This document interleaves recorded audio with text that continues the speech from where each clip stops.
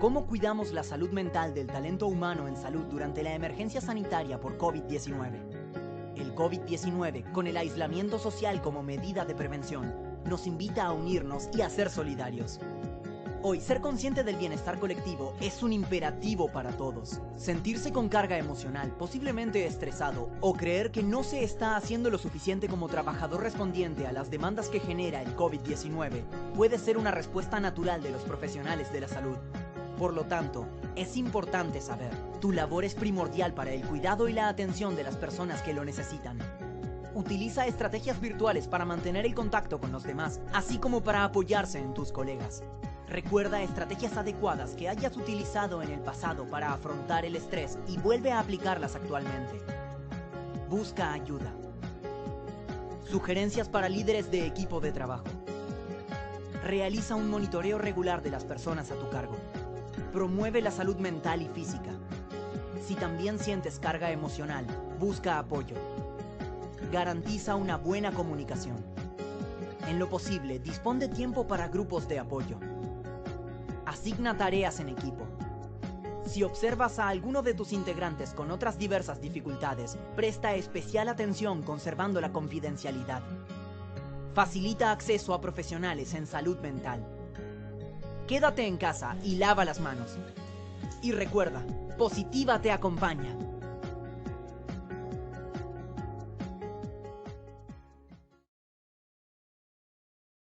Muy buenos días para todos nuestros asistentes. Soy Lina Garzón y les doy nuevamente la bienvenida a la Comunidad Nacional de Conocimiento en Gestión del Riesgo de Emergencias y Desastres. Quiero invitar a nuestro experto, el doctor Francisco Sarmiento, médico con una especialización en epidemiología y maestrías en medicina de desastres, administración de desastres y salud pública. El doctor nos acompañará el día de hoy con este importante tema: problemas y barreras de la gestión del riesgo de emergencias y desastres en organizaciones. Doctor Francisco, muy buenos días, bienvenido. Hola Lina, buenos días a todos. Gracias por invitarme. Claro que sí, doctor. Gracias a ti por estar con nosotros en este espacio tan importante.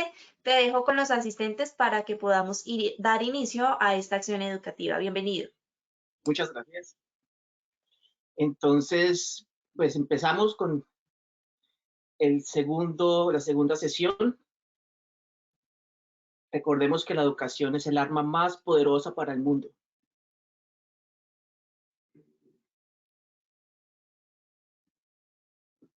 Y vamos a hablar hoy de problemas de la gestión del riesgo de desastres y cómo solucionarlos en las organizaciones.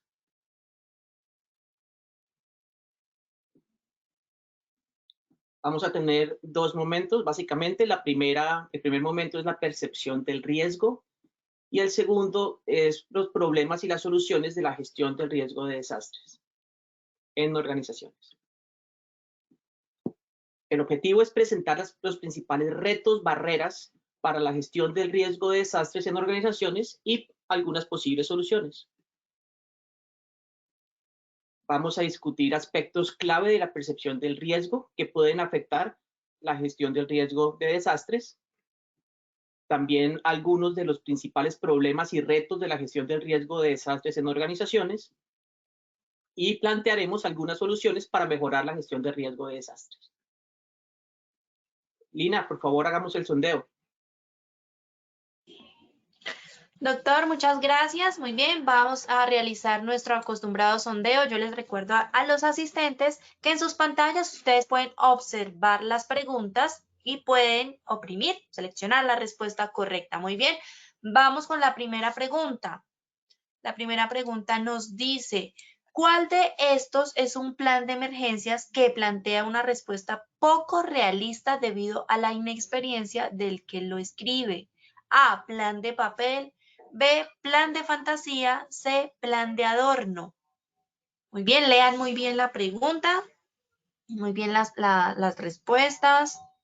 Rápidamente, 10 segunditos para que respondan. Recuerden que al finalizar tendremos las mismas 3 preguntas y ya el doctor nos va a regalar las respuestas. Muy bien.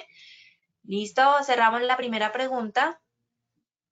Por acá yo les comparto a ustedes los resultados. Doc, te cuento que el 21% dijo plan de papel, 47% plan de fantasía y el 32% nos dijo plan de adorno. Listo, muy bien, vamos con la segunda pregunta.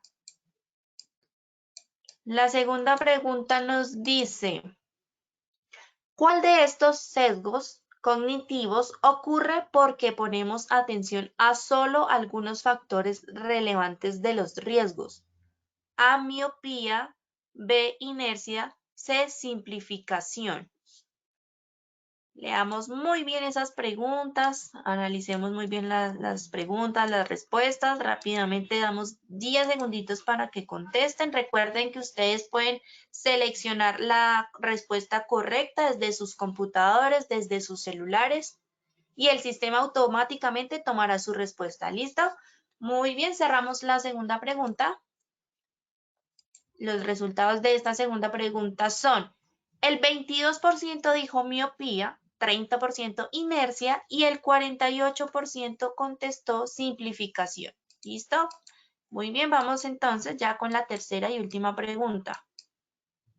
Esta nos dice, ¿cuál de las siguientes afirmaciones es falsa? A, la planeación es más importante que el documento del plan. B, debemos prepararnos para improvisar en caso de desastre.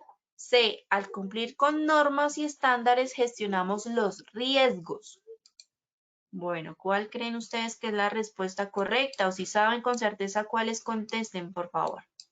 Muy atentos a la acción educativa del día de hoy con el doctor Francisco para que al finalizar tengamos todas las respuestas correctamente. Listo, muy bien. Cerramos la tercera y última pregunta.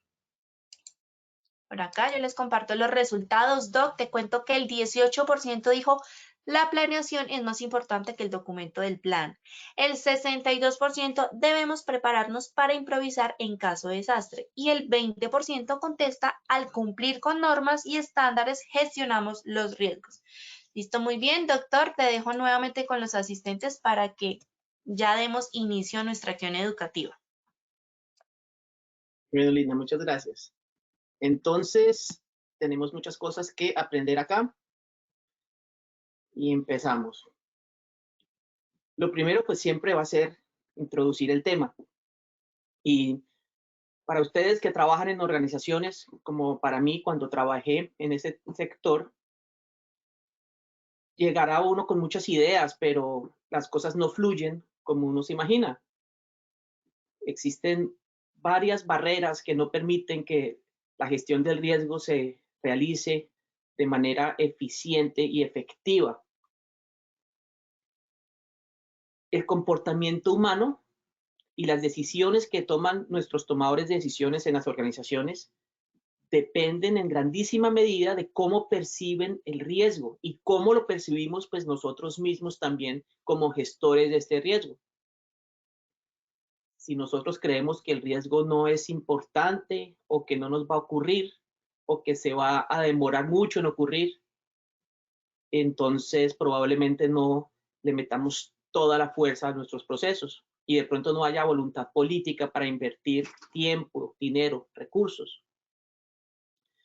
Y como ustedes saben, la gestión del riesgo es muy importante, pero lo urgente, lo del día a día, las otras tareas que ustedes realizan, pues a veces no facilitan que estemos trabajando en temas que van a tener un valor solamente el día en que ocurra algo, o temas que trabajamos hoy, pero que no tienen un fruto concreto, sino por el contrario, el fruto de la gestión del riesgo es que no pase nada. Entonces eso a veces no nos motiva ni a los gerentes que quieren demostrar pues gestión. Y es difícil demostrar gestión cuando no pasa nada. Vamos a recordar un concepto que tocamos en la última sesión, que es el riesgo. Y el riesgo tiene varias formas de entenderse, porque hasta ahorita lo estamos empezando a conceptualizar y a entender. Y hay diferentes disciplinas que estudian el riesgo. Pero el riesgo es básicamente una medida de la probabilidad y de las consecuencias de acontecimientos futuros inciertos. La incertidumbre juega un papel fundamental acá, porque no sabemos lo que va a pasar. Entonces tratamos de proyectar escenarios para saber para qué nos vamos a preparar y qué podemos de pronto mitigar, prevenir de estos riesgos. Hay otra manera de ver los riesgos, y es que los riesgos son la combinación de las amenazas que pueden afectarnos, ya sean de origen natural, técnico, social, por la vulnerabilidad, aquellas cosas que nos hacen susceptibles a nivel estructural, a nivel no estructural, funcional, de las personas, de los procesos, de los recursos, etcétera. Y eso dividido por la capacidad, que la capacidad de alguna manera, de varias maneras, es lo opuesto a la vulnerabilidad. Y aquí a la derecha ven ustedes una reacción en cadena, porque cuando se manifiestan las amenazas y interactúan con los elementos expuestos vulnerables, se genera no una consecuencia, sino una serie de consecuencias que van desencadenando otra y otra y otra, y eso se va complejizando. Y entre las consecuencias que se han desencadenado hay interacciones que complejizan aún más las cosas. Entonces, por ejemplo, si se inunda nuestra organización por un tubo roto, eso puede afectar el sistema eléctrico, puede afectar también los ascensores, y eso a su vez puede afectar el internet, y entonces si no hay internet se afectan algunos otros procesos, pero también puede haber riesgo eléctrico y toca apagar entonces toda la energía, cortar la corriente, y entonces nos podemos quedar a oscuras, y eso empieza a complejizar ya después con el comportamiento humano, social, y esas son las cosas que nos toca pues intentar prever para podernos preparar. Sin embargo, pues nadie puede ver el futuro. Estamos ciegos ante esto. Entonces, si no podemos verlo, ¿qué hacemos? ¿En qué nos basamos para tomar decisiones? Porque si nos imaginamos cosas muy terribles, demasiado terribles, de pronto ya no hay nada que hacer y nos desmotivamos. Pero si nos imaginamos que no es tan terrible, entonces no hacemos nada. Entonces nos toca pensar en escenarios que sean realistas, pero también que sean probables, posibles.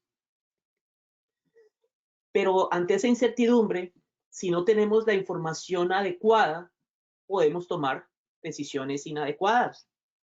Si nuestra única fuente de información acerca de lo que pasa en los desastres son las noticias o las películas de Hollywood, entonces no vamos a entender realmente qué es un desastre, y cuando proyectemos esos escenarios de riesgo futuro, van a ser escenarios mediocres, escenarios no realistas y que no se basan en suposiciones realistas. Y esas suposiciones realistas son las que nos da la investigación, los estudios técnicos que se hacen. Por ejemplo, acerca de un terremoto en Bogotá, que es de donde yo soy, en donde hemos tenido más o menos 3 terremotos por siglo, desde que fue fundada, desde que hay una historia, y en donde cada día más se intenta hacer estudios técnicos para comprender cómo sería un impacto, porque la historia no es suficiente para comprenderlo, porque la Bogotá de hoy es muy diferente a la Bogotá del último terremoto y a la Bogotá del peor terremoto que hemos tenido.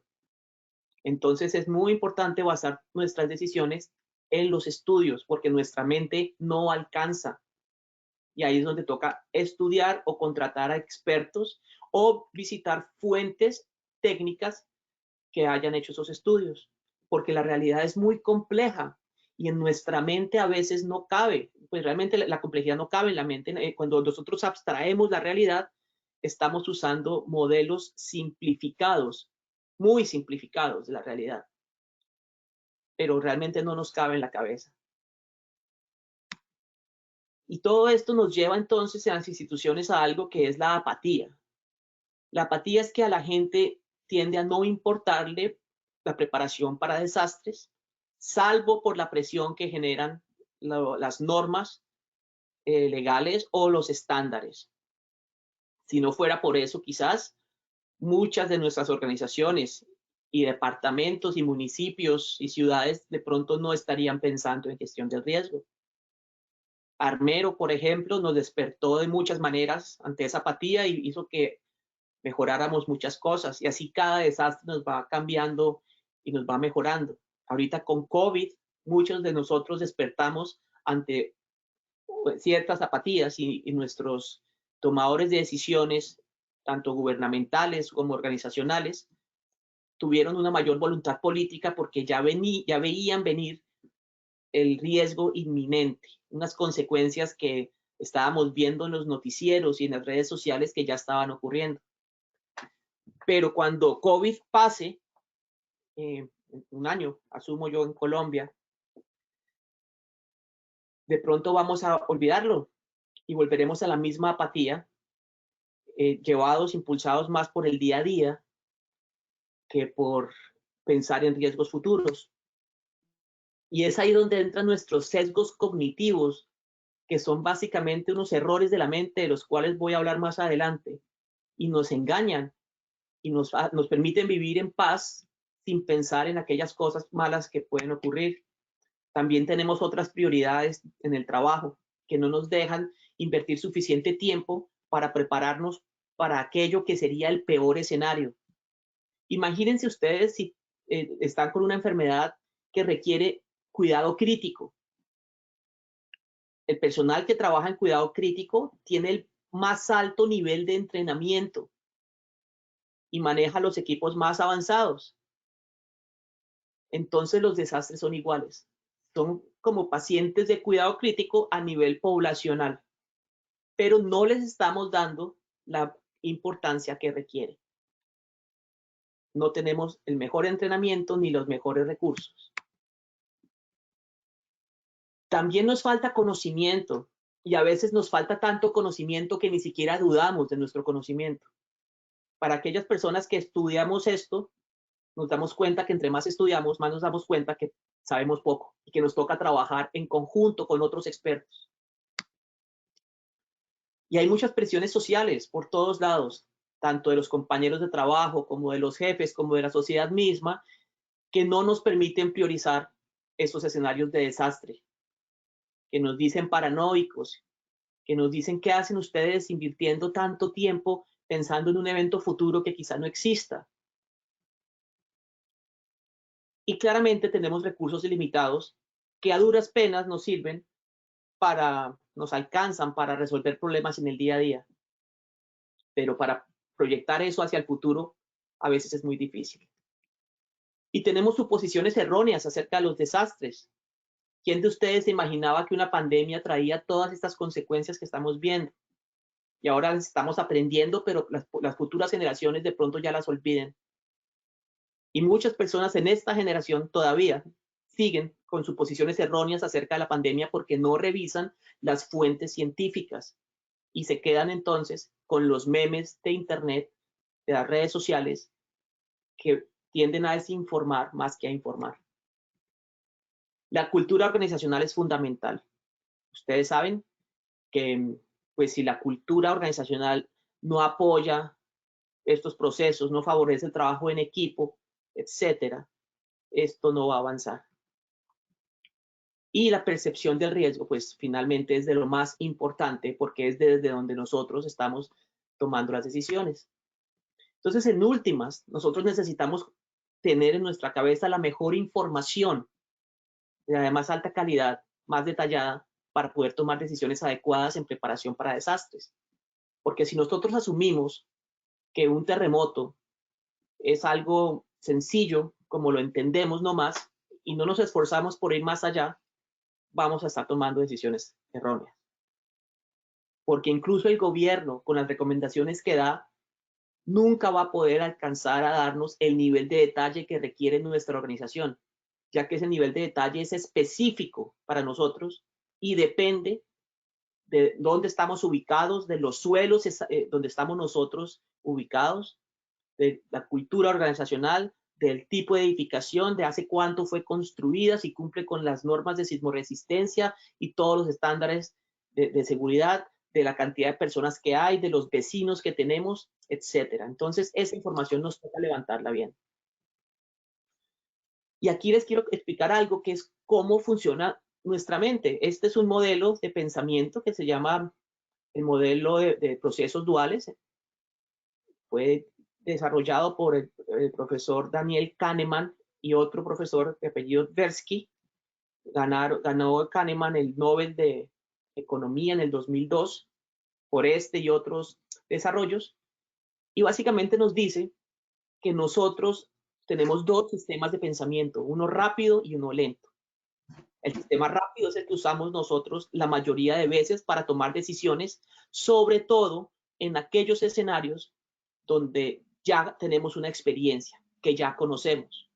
Es así como cuando ustedes van a pasar la calle, ustedes no tienen que empezar a hacer cálculos de la velocidad del vehículo que viene, sino que ya con ver la distancia y algo que no saben de dónde viene, porque es automático, ya les dice si alcanzan a pasar o no. Y eso se fue entrenando a lo largo de la vida. O si yo les pregunto a ustedes cuánto es 2 más 2, ustedes sin pensarlo, ya se les viene un 4 a la cabeza.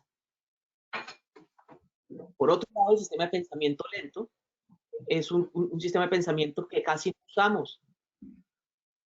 Y es un sistema que requiere información adicional y procesos analíticos. Entonces, si yo les pregunto a ustedes cuánto es 385 por 432, seguramente no se les viene automáticamente a la cabeza, sino que deben detenerse y sacar papel y lápiz o calculadora y hacer el proceso.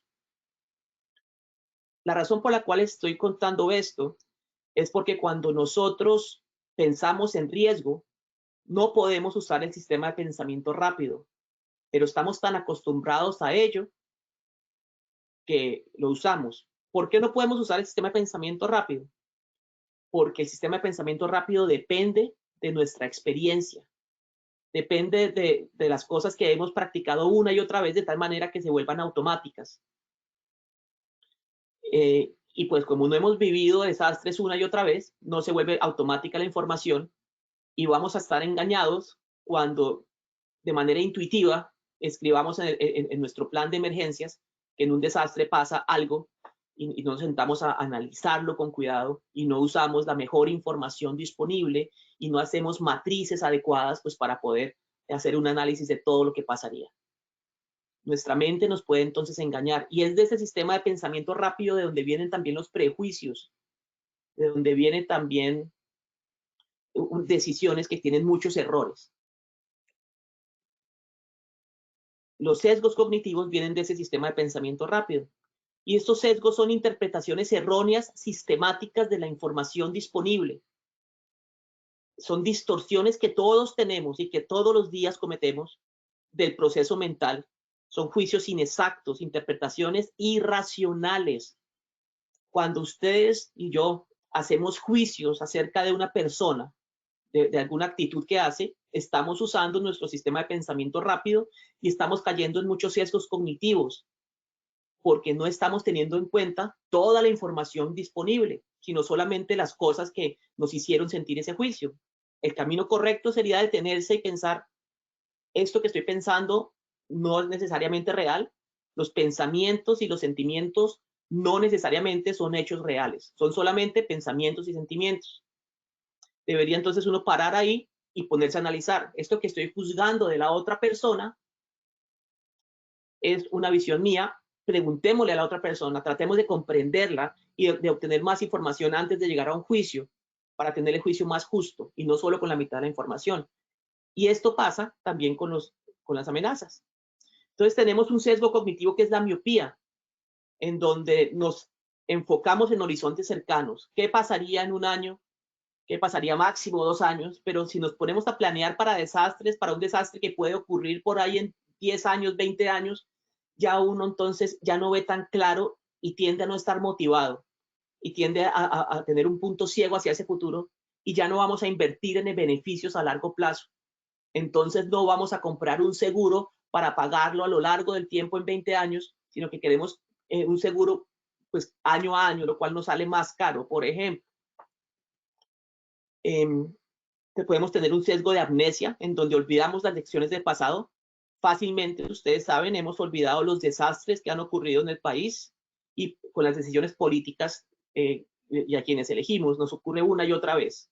Por eso es tan importante recordar la historia, no con nuestra mente nomás, sino estudiando, abriendo libros, buscando información acerca de cómo fueron, por ejemplo, los terremotos de Bogotá, en qué año fueron, cuánta gente mataron, cuáles fueron las zonas más afectadas. Y hay mucha información en Internet al respecto de esto. El sesgo de optimismo es que pensamos que no nos va a pasar nada malo a nosotros, que es muy improbable que a nosotros nos coja un terremoto, que es muy improbable que una pandemia nos ocurra a nosotros, por ejemplo. ¿Cuántos de ustedes sentían que esa pandemia les iba a tocar a ustedes? Y la gente que vive terremotos, o la gente que le da cáncer, o la gente que llega a urgencias después de un accidente, tampoco creían que les iba a ocurrir. Y es ahí donde la mente nos empieza a engañar acerca del futuro. Entonces, como no nos va a pasar, le quitamos importancia. La inercia es que queremos mantener el status quo, no queremos generar cambios que entren en conflicto con lo que ya veníamos haciendo. Porque trae mucho trabajo, implica mucho trabajo hacer cambios, y en las organizaciones pues también. Entonces eso es difícil a veces para tomar decisiones. La simplificación era una de las preguntas que hice.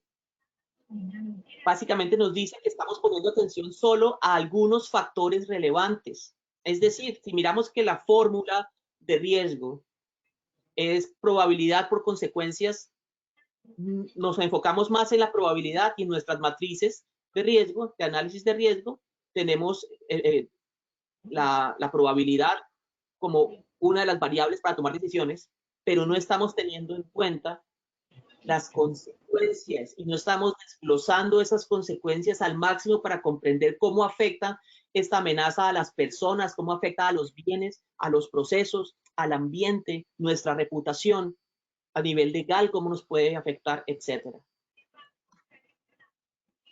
El rebaño es otro sesgo cognitivo, y es que tendemos a basar nuestras decisiones en las acciones de otros. Entonces, si vemos que otros no se están preparando para terremoto, pues nosotros no sentimos esa presión, y al contrario nos escudamos en eso para pensar que estamos haciendo las cosas bien. Si los demás son mediocres, pues nosotros justificamos esa mediocridad. Y en eso caemos todo el tiempo. El sesgo de disponibilidad es que tomamos decisiones con base en la información disponible, no con base en la información real. Por ejemplo, hablemos de las cirugías plásticas. Ustedes han escuchado hablar que las cirugías plásticas son muy peligrosas porque la información que les llega a ustedes sobre la cirugía plástica son los casos en que ha habido complicaciones, en que se han inyectado sustancias que generan infecciones o generan respuestas del cuerpo inflamatorias que pueden afectar o matar a esta persona. Y son los datos que les llegan por los noticieros. Y piensan entonces, y su decisión es, no me opero porque es un grandísimo riesgo.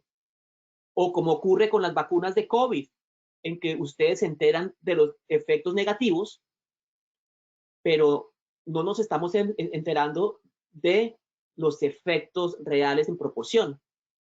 Es decir, si ya miramos la cantidad de cirugías plásticas que se hacen, y si miramos toda la gran cantidad de millones de vacunas que se aplican, nos damos cuenta que los anécdotas de los cuales nos enteramos solo son un porcentaje mínimo, menos del 0.00001% de riesgo entonces de que nos ocurra, pero nuestra mente pensó que era mucho más grande porque la información disponible era esa. Es ahí donde nos debemos detener y pensar, los pocos datos anecdóticos que tengo no son la verdad, sino que debo buscar otras fuentes más rigurosas y científicas que un periódico. Entonces, lo que vemos y percibimos básicamente logra confirmar lo que creíamos antes. Nosotros vivimos en un mundo mental. Nuestro lenguaje define nuestra realidad. Y entonces terminamos proyectando nuestra mente a la realidad y pensamos que esa es la realidad, pero somos nosotros mismos. Por eso, entre más estudiamos y más comprendemos, vamos a acercarnos un poquito más a la realidad, que es la que vamos finalmente a gestionar. Es ahí donde ocurre el riesgo, el desastre, no en nuestra mente. La percepción del riesgo depende de muchas cosas. Depende, por ejemplo, del origen. Si soy yo el que lo causa o es otra persona. Cuando es otra persona, pues el riesgo es mayor. Por ejemplo, la gente se asusta mucho en un avión o se asusta en un bus cuando va de pasajero porque no tiene el control de la situación. La naturaleza también afecta la percepción del riesgo. Por ejemplo, pensamos que si el riesgo es de origen natural, de pronto es menos grave que de origen antrópico causado por el hombre, porque cuando vemos la intención del hombre y la intención de maldad, eso a veces puede complicar la situación. La imaginación que tengamos, pues es claramente define la percepción del riesgo. Entonces, los de mejor imaginación, pues son los que más se imaginan escenarios difíciles, escenarios imprevistos, y esos son los que mejor gestionan el riesgo, porque toca tener mucha imaginación porque la realidad supera la ficción. La incertidumbre, claramente, si no sabemos lo que va a pasar, es difícil que nuestra mente pueda percibir ese riesgo bien. La edad de los potenciales afectados también, si es con niños es mucho más grave y percibimos el riesgo como algo más amenazante, pero si es con ancianos, de pronto no es tan amenazante como ocurre con COVID, por ejemplo. Para mucha gente COVID no es un riesgo porque ataca a otros, pero si fuera a los niños, entonces sí sería más importante para mucha gente. La familiaridad, si nosotros vemos que un desastre le ocurre a alguien por allá lejos, pues no nos importa, pero si ya le vemos la cara a la persona en una entrevista y vemos fotos y videos donde se muestra la tristeza, esos riesgos se vuelven más importantes. Y todo esto que les estoy contando es porque esto nos ayuda mucho a presentar esta información para poder vender la idea. También la especificidad de las víctimas, si afecta a todos o afecta solo a algunos grupos, si nos puede afectar a nosotros o a nuestros familiares, o conocemos casos de personas cercanas que han sido afectadas, pues es mucho más real, como con COVID. COVID para muchos no es importante hasta que se les enferma o se les muere alguien. La experiencia y conocimientos previos son fundamentales y por eso esta charla que estamos haciendo. Entonces, por todas estas cosas, la gestión del riesgo de desastres compite con otras prioridades en nuestras vidas y en las organizaciones, y compite por tiempo y por recursos. Y entonces, pues ahí empezamos nosotros a sufrir, porque muchos de nosotros, además de hacer el plan de gestión del riesgo, también tenemos que hacer muchas otras actividades. Y eso hace que los procesos no sean lo suficientemente buenos. Aunque creamos que son buenos, tenemos que pensar, ¿por qué creemos que son buenos? ¿Porque el estándar lo dice? ¿O porque un consultor lo dice? Realmente toca mirar qué calidad tiene el consultor y qué calidad tiene el estándar. Porque un desastre no sabe leer y puede ser mucho más de lo que el consultor le cabe en la cabeza. Entonces son procesos que deben hacerse al máximo y deben ir de la mano del desarrollo de la misma empresa. No deben ser procesos no solo paralelos a lo misional, sino que además son procesos que están por debajo del nivel directivo y entonces no alcanzan a cubrir todas las otras los otros procesos de la institución. Y ha habido mucha sobrecarga laboral para todos nosotros y con la pandemia aún más, entonces estos procesos se complican aún más. Y si bien la gestión del riesgo se basa en procesos, ¿cierto? El proceso de conocimiento de riesgo es el proceso en el cual yo debo hacer estudios, investigar qué pasó acá, cuáles son las amenazas, qué me hace vulnerable ante estas amenazas, qué puede pasar en mi organización si hay un terremoto, qué puede pasar si hay un incendio y poder desglosar eso de tal manera que yo pueda entender qué le pasa a las personas, a los bienes, a los procesos, al ambiente, a la reputación y pueda tomar medidas para eso. Hay procesos de reducción del riesgo que son procesos que deben planearse y todo esto debe tener personal asignado, no solo nosotros, sino la gente que tenga la mejor capacidad dentro o fuera de mi organización y debe estar proyectado en un cronograma. El manejo es otro proceso que tiene pues que ver con la preparación y con la respuesta, ¿cierto? Y con la recuperación. Y entonces estos procesos no se están haciendo en el marco de programas o proyectos financiados para sacar adelante y administrar cada proceso. El ideal es que hagamos un proyecto y le pongamos costos responsables y fechas en el tiempo. Y esto es lo que nosotros vamos a monitorear durante los comités de emergencias o de gestión de riesgo. Entonces nos falta conocimiento. Sí, nos falta a todos. Y nos toca estudiar. Y hay varias fuentes y hay muchos expertos. Falta usar además el conocimiento. Entonces, si hacemos un estudio, de este estudio nos da, dentro de nuestra organización, esto nos da mucha información que debemos usar para gestionar el riesgo. No podemos quedarnos con los modelos mínimos que nos presentan a veces los consultores o modelos que bajamos de internet solamente una vez. Toca buscar y buscar. Y esto se complejiza. Y entonces aquí les quiero mostrar con esto que cada persona ve las cosas de manera diferente. Y entre más conocimiento tiene, más ve. Entonces, por ejemplo, miren, la persona normal ve una serie de 7 colores, pero el artista ve muchos más colores y el físico ve muchísimos más colores ya en un continuo. Y así nosotros, entre más estudiamos los desastres, vamos a poder encontrar más cosas y vamos de esa manera a comprender mejor la realidad. Entonces, la gestión del riesgo debe basarse en supuestos realistas y la realidad no viene de lo que nosotros ya tenemos en la cabeza. La realidad toca investigarla y eso requiere un tiempo. Entonces, el conocimiento del riesgo requiere tiempo, requiere conocimiento para realizarlo, requiere metodologías adecuadas, requiere entonces dinero y personal. Y si no tenemos esto, pues ya sabremos que nuestros planes de emergencias van a ser mediocres. Y disculpen si les digo que los planes de emergencia de algunos de ustedes pueden ser mediocres, pero yo no soy quien lo juzga. Los desastres lo juzgarán. Y falta entonces gente con suficiente conocimiento técnico, profesionales. Y ahí, en este momento están saliendo ya maestrías y especializaciones en gestión del riesgo que es importante hacer. Y nos hemos quedado en temas bomberiles, en donde reducimos todo el tema de desastres a lo que los bomberos nos han enseñado, que si bien no deja de ser muy importante, no es lo único que hay que hacer. Y se ha monopolizado el mercado con personas con perfil de bombero y de rescatista, pero la gestión del riesgo no es de ese ámbito solamente, es de un ámbito más administrativo, en donde deberíamos tener personas con el nivel de los gerentes para que puedan entonces movilizar recursos y favorecer pues las decisiones desde el nivel estratégico, el nivel más alto, para que podamos realmente sacar adelante estos procesos y no quedarnos en aspectos operativos, como tienden a ser los aspectos a nivel de bomberos y a nivel de rescatistas.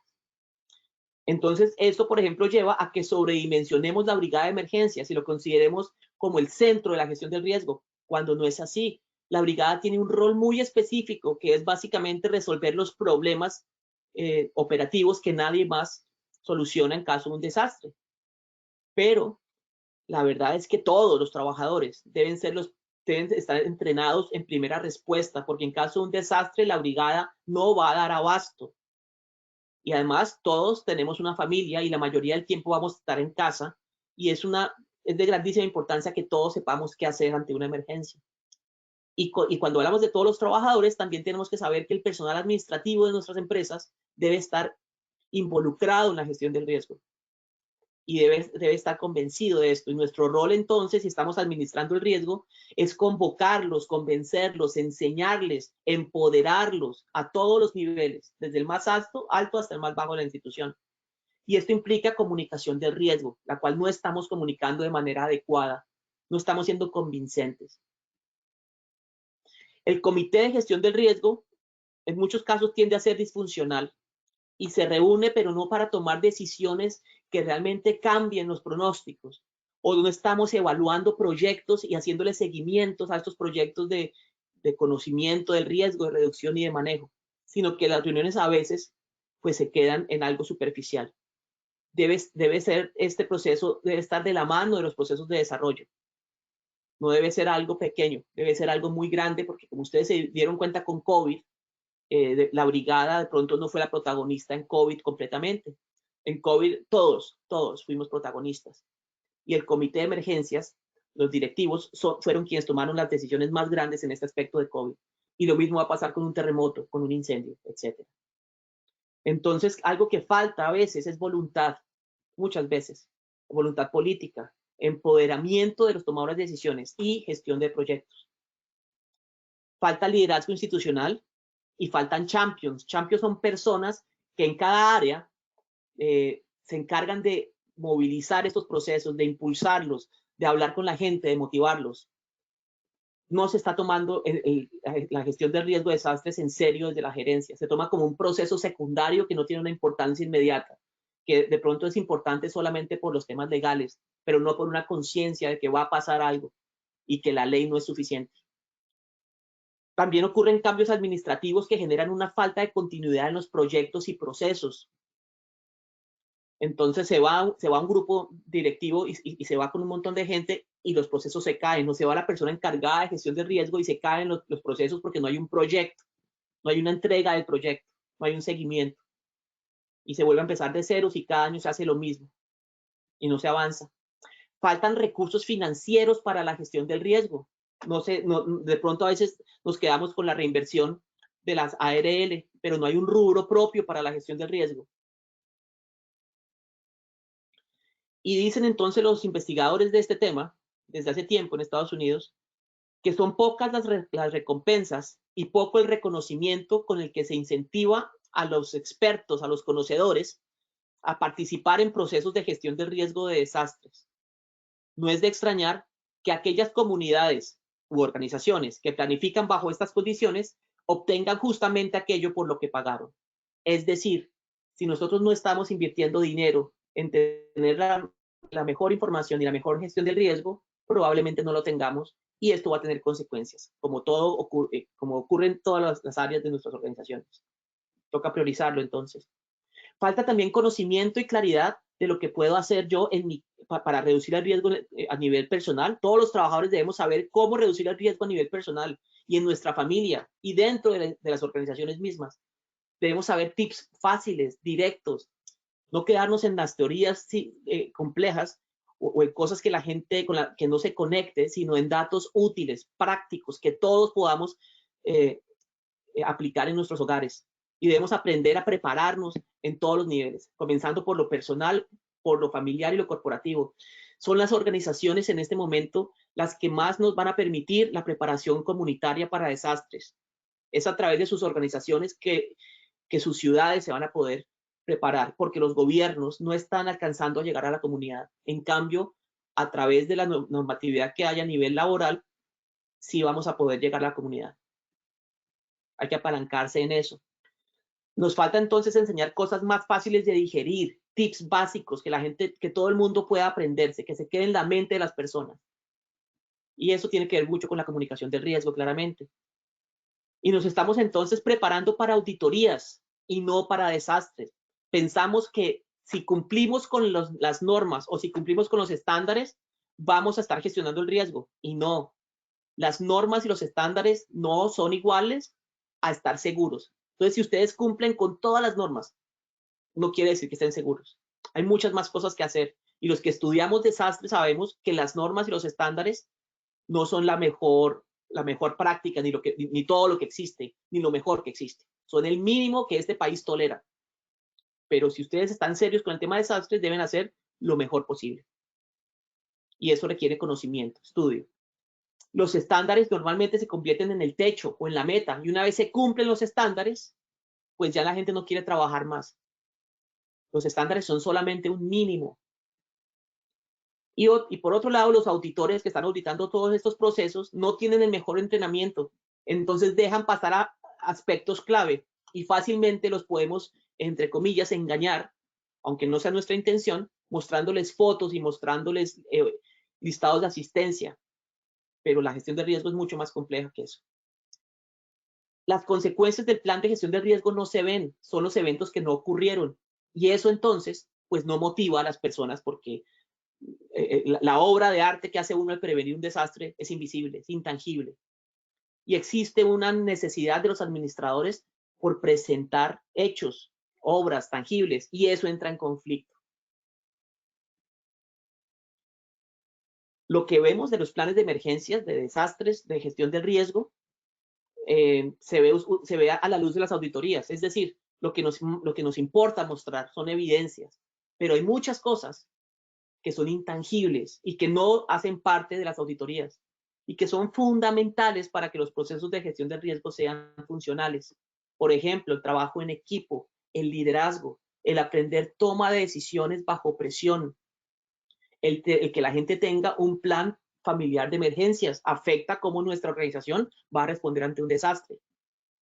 La cultura organizacional de la prevención, en donde se investiga a fondo cada incidente y donde las personas entonces se sienten apoyadas por la organización para poder desde antes del desastre, tomar decisiones y tener más poder del que tenemos día a día. Todo esto es intangible y no está en las normas. Y nos toca trabajarlo y posicionarlo y venderlo dentro de la institución. Como ustedes saben, frecuentemente muchos asesores copian y pegan planes de diferentes instituciones y lo adaptan en algunos datos a la institución, pero eso no funciona. Y eso no funciona porque lo más importante no es el documento, pero el estándar es lo que pide el documento. Lo más importante, según los expertos a lo largo del mundo, los que han vivido los desastres, lo más importante no es el plan, es el proceso que lleva al plan. Es ese proceso humano de interacción de personas, de participación y empoderamiento, en donde las personas dicen, en caso de un desastre, mi área va a hacer esto, mi rol va a hacer esto, en donde las personas llegan a acuerdos y saben qué van a hacer. Todos los trabajadores deben estar involucrados según su nivel de acción, pero tenemos unas presiones de tiempo, de pocos recursos, de asesores externos que no conocen el funcionamiento de nuestra institución y que nos entregan un plan que hacen sentados en su computador y que además pues no son tan bien pagos. Y entonces esto genera pues planes mediocres. Y entramos aquí a varios temas y síndromes de los planes. Un síndrome es el síndrome del plan de papel o en este tiempo plan digital. ¿Qué ocurre en ese síndrome? Tenemos documentos estáticos que están archivados, que no son puestos a prueba, que no son difundidos y por ende no son funcionales ante una crisis. Los planes de gestión de respuesta a desastres deben ser construidos por los actores que los van a vivir.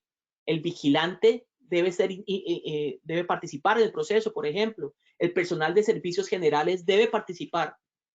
Y cada uno de pronto en un espacio diferente, pero todos deben ayudarnos a comprender desde donde están parados cuál sería su mejor rol, cuál sería la mejor ruta de evacuación, porque hay cosas que la gente que está trabajando en diferentes lugares comprende que nosotros no comprendemos, aunque creamos que lo comprendemos, porque cuando uno ignora, uno pues no duda. Entonces, el síndrome del plan de papel es un plan que está bien escrito, pero que de pronto nadie lo conoce y está guardado y no se actualiza. Los planes de fantasía, por otro lado, pero hacia la misma dirección, son básicamente unos planes demasiado optimistas, en donde quien lo escribe hace unas suposiciones acerca del ser humano o de las capacidades de respuesta que no son realistas. Empodera a ciertos actores a tomar decisiones o hacer un montón de actividades para las cuales no están entrenados y las personas de pronto ni siquiera saben que les toca hacer eso o de pronto nunca lo han puesto en prueba. Y se basan en la ignorancia y en la inexperiencia de quien hace el plan. Entonces se imaginan que el día del desastre la gente va a tomar un montón de decisiones correctas y que las decisiones que van a tomar van a estar acorde con lo que el que escribió el plan escribió. Pero no, así no funciona la vida. Hay una atomización de esfuerzos entonces también y no un planeamiento estratégico. Hay cronogramas de trabajo en donde se hacen un montón de actividades, pero no se va realmente hacia una meta clara, ni en conocimiento, ni en reducción, ni en manejo. Es ahí donde nos toca sentarnos, no solo a nivel táctico operativo de nuestra oficina, sino nos toca hablar con gerencia y tratar de articular con la misión de nuestra organización, porque la gestión del riesgo no es diferente a la misión. El desarrollo y los desastres son dos caras de la misma moneda. Entonces la gestión de riesgo debe ser un proceso continuo, cambiante y que va cambiando a medida que la organización cambia y a medida que los simulacros nos enseñan y a medida que los desastres nos enseñan. Y es cíclico porque se retroalimenta a sí mismo. Y se retroalimenta con base en simulacros y en experiencias y en conocimiento también. Entonces es importante ser autocríticos, pero la autocrítica es mala muchas veces porque nadie quiere patear la lonchera. Entonces, si hacemos un simulacro, hacemos lo posible por quedar bien en el simulacro y nuestro simulacro se enfoca en que nosotros quedemos bien y no se enfoca en evidenciar los errores de nuestra institución frente a un desastre. Porque evidenciar los errores de nuestra institución ante un desastre es patear nuestra lonchera.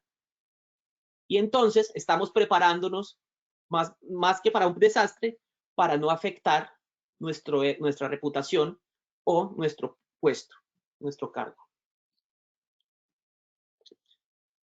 Pensar que tener el plan de gestión de riesgo de desastres es lo importante, como lo dijimos antes, pues es un error. Lo más importante frente a un desastre, no a la luz de una auditoría, que a la luz de una auditoría lo importante es tener un documento y unas evidencias, pero frente a un desastre, que es lo que estamos hablando acá, no es el plan.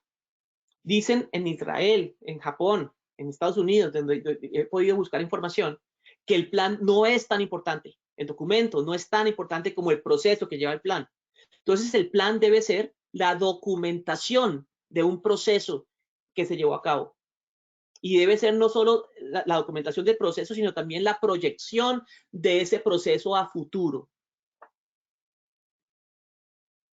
Y cuando ignoramos todos estos principios de planificación, dicen los investigadores, esto es tan peligroso para los resultados efectivos como el no conocer cuáles son nuestras amenazas, como no tener equipos necesarios, o como no tener el dinero, los recursos para prepararnos o responder. Es decir, nuestra ignorancia en gestión del riesgo es tan peligroso como la pobreza a un nivel material respecto a temas de desastres. Los planes de emergencias, de respuesta a emergencias, no los de gestión de riesgo, sino ya los de responder, tienden a veces a ser muy rígidos y a dar instrucciones demasiado detalladas, pero resulta que cuando ocurre un desastre no sabemos cómo se va a afectar tanto el comportamiento humano, ni la estructura, ni dónde va a ser el incendio, ni qué se va a caer, y si es de día o de noche. Y eso entonces, cuando es tan rígido, no nos permite la flexibilidad para adaptar. Los planes deben entonces ser flexibles, deben estar basados en principios generales más que en aspectos súper detallados, que le permitan a quien esté respondiendo al desastre improvisar dentro de un marco de actuación, porque la improvisación es de los aspectos más importantes en la preparación, en la respuesta a desastres. Dicen los expertos y estudiosos de esto que la planeación es un ideal y nos habla de un ideal, pero la improvisación es la realidad, donde nosotros vamos a resolver problemas con lo que quedó después del desastre, con lo que podemos hacer en el momento en que nos enfrentamos a una realidad tan abrumadora que probablemente el plan de emergencias no va a empatar perfectamente. Dicen, por ejemplo, también que es más que el mejor plan de respuesta a desastres es el que no se saca, porque ya lo tenemos tan interiorizado que no lo necesitamos. Pero también dicen que toca tener listas de chequeo, porque hay actividades que no vamos a poder recordar o evocar en el momento de estrés. Y las listas de chequeo son fundamentales para todo esto, para los diferentes cargos. Entonces, cuando construimos los planes, estamos esperando que la gente se adapte al plan. Entonces, yo escribo el plan en mi oficina y espero que todo el mundo haga lo que yo le digo. Y así no funciona nadie. Ni siquiera nosotros podemos hacer lo que creemos que nos toca hacer en el día a día. Entonces, en un desastre es muy difícil que la gente haga todo lo que les decimos. ¿Qué han encontrado los investigadores? Que en vez de desarrollar el plan con base en lo que creemos que debe hacer la gente, debemos saber qué va a hacer la gente espontáneamente. Y con base en esa respuesta espontánea debemos planear. Y eso requiere entonces conocer cómo actúa la gente en caso de un desastre, y eso implica investigación. Entonces yo sé que para muchos en el país no hay esas fuentes de información, porque vivimos en un país en desarrollo, en donde hablamos además español y la mayoría de esta información está en inglés. Sin embargo, hay varios grupos de investigación y centros de información en Latinoamérica que tienen mucha esta información acerca del comportamiento humano y que nos dicen cómo va a actuar la gente en caso de un desastre. Por ejemplo, la gente en caso de un desastre se vuelve muy solidaria y debemos entonces aprovechar esa fuerza solidaria para empoderar los procesos, para empoderar a la gente. Es decir, no solo la brigada va a actuar en caso de un desastre, todos tenemos un rol, todos podemos ser líderes, todos debemos saber qué hacer. Y entonces, pues por último, antes de las conclusiones, los problemas de la gestión del riesgo de desastres no son aberrantes o inusuales, son el resultado del trabajo de buenas personas como ustedes, como yo, que nos esforzamos por planear ante situaciones inciertas e infrecuentes y que nos enfrentamos a diferentes presiones y a la apatía organizacional y social en este tema. Entonces, a pesar de nuestras buenas intenciones, este tema no es fácil y estamos en el país hasta ahora arrancando con esto y debemos tomar decisiones que cambien el paradigma. Y para concluir entonces, nuestra mente nos engaña. La gestión del riesgo debe administrar procesos, debe identificar y abordar las barreras y debe cumplir con normas y estándares. Pero eso no es suficiente. Las normas y estándares son el paso mínimo para poder gestionar el riesgo. Muchísimas gracias. Entonces, Lina, podemos continuar con el sondeo. Claro que sí, doctor. Muchas gracias a ti. Vamos a cerrar ya para finalizar con el sondeo. Vamos a tener las mismas preguntas y ya el doctor nos va a brindar las respuestas. Muy bien. La primera pregunta dice, ¿cuál de estos es un plan de emergencias que plantea una respuesta poco realista debido a la inexperiencia de quien lo escribe? A, plan de papel. B, plan de fantasía. C, plan de adorno. Muy bien, rápidamente 10 segunditos. ¿Ustedes qué dicen? Respondan, por favor. Muy bien. 5 segunditos más para que terminen de responder. Todavía nos faltan algunos asistentes porque contesten. Listo. Muy bien, cerramos la primera pregunta. Doc, por acá te cuento qué nos dijeron los asistentes. El 38% plan de papel, 46% plan de fantasía y el 16% plan de adorno. Doc, cuéntanos cuál es la respuesta correcta. Sí, lo correcto es el plan de fantasía, porque está basado este plan poco realista en la fantasía de quien lo escribe, y es una fantasía que no se basa en la experiencia y el conocimiento, sino al contrario, en la inexperiencia. El plan de papel es el plan que está guardado, archivado, y que no tiene un uso práctico, que lo hace una persona sola, sin participación de la gente. Y el plan de adorno son estos dos y todos los demás que no sirven. Perfecto, listo, doctor, muchas gracias. Vamos con la segunda pregunta. ¿Cuál de estos sesgos cognitivos ocurre porque ponemos atención a solo algunos factores relevantes de los riesgos? A, miopía. B, inercia. C, simplificación. Muy bien, 10 segunditos para que respondan.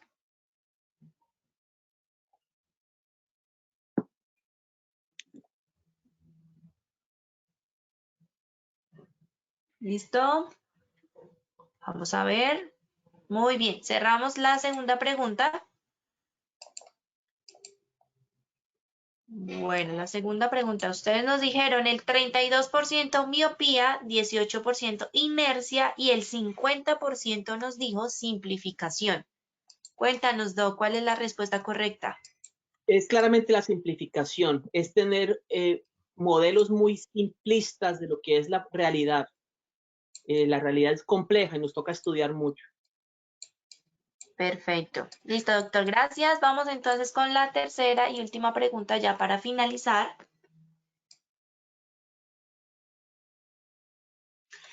¿Cuál de las siguientes afirmaciones es falsa? A, la planeación es más importante que el documento del plan. B, debemos prepararnos para improvisar en caso de desastre. C, al cumplir con normas y estándares gestionamos los riesgos. Muy bien, 10 segunditos para que respondan. Recuerden que ahí desde sus pantallas pueden oprimir la respuesta correcta. ¿Listo? Muy bien. Últimos 5 segunditos para que contesten. Lean muy bien esa pregunta y las respuestas. Muy bien, cerramos la tercera y última pregunta y por acá les compartimos los resultados. El 16% nos dijo la planeación es más importante que el documento del plan. El 55% debemos prepararnos para improvisar en caso de desastre y el 30% al cumplir con normas y estándares gestionamos los riesgos. Listo, cuéntanos cuál es la respuesta de esta última pregunta. La respuesta es que al cumplir normas y estándares, no estamos gestionando los riesgos, estamos cumpliendo con normas y estándares. La gestión de los riesgos requiere algo más allá y más amplio. Las normas y estándares son lo mínimo y los desastres no le apuntan a lo mínimo, sino le apuntan a lo que se les da la gana. Y sí debemos prepararnos para improvisar. La improvisación siempre va a ocurrir en un escenario de desastre. Y la planeación, el proceso, es más importante que el documento. No a la luz de la auditoría, pero sí a la luz de un desastre, que es lo más importante. Listo, perfecto, muy bien.